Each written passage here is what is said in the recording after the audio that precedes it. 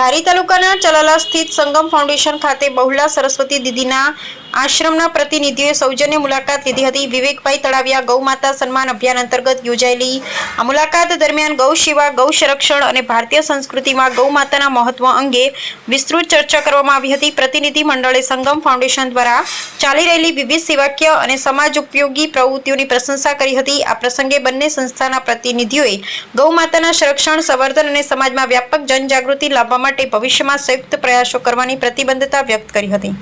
હું આશ્રમ ખાંભા રોડ ઉપર મારી ગૌશાળા છે, શ્રી સુરભી ગોલોક મહાતીર્થ, ત્યાંથી હું આવું છું.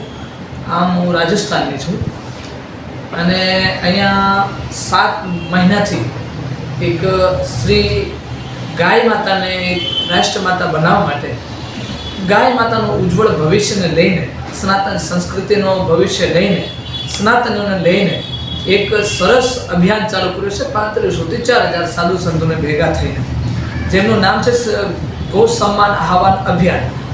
સમગ્ર હિન્દુ સમાજનો છે, સમગ્ર ભારતીયોનો છે. આ અભિયાનમાં કોઈ પણ પ્રકારનું દાન ડોનેશન લેવામાં આવતું નથી. આ અભિયાનને આપણે બધાએ ભેગા થઈને અભિયાનને પૂરો કરવાનું છે અને આ અભિયાનને પૂરો કરવા માટે આજે હું આવી છું સંગમ ફાઉન્ડેશન ટ્રસ્ટના પ્રમુખને મુલાકાત લેવા. અને આજે એના સાથે મુલાકાત લઈને અમને આ અભિયાનને પૂરી તરીકેથી સફળ થાય અને આ અભિયાનમાં જેટલો સહયોગ બનશે એટલો સહયોગની અપેક્ષા રાખતા મુજબ અમે આજે મુલાકાત લેવા આવ્યા છીએ.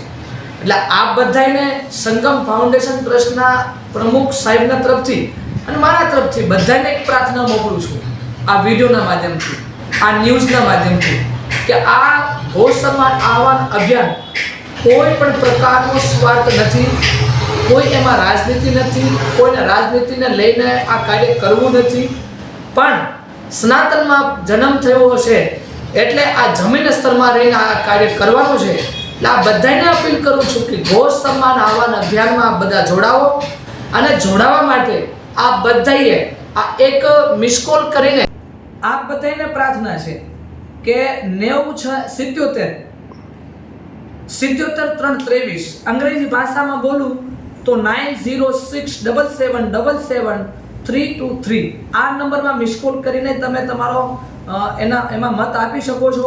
બીજા નંબરની વાત એ છે કે આવા રીતના પત્રક તમારી પાસે આવ્યા અથવા ન આવ્યા હોય તો આમાં આપ બધા હસ્તાક્ષર કરીને અને તમારી મતનું એના અંદર રજીસ્ટ્રેશન કરાવી શકો છો.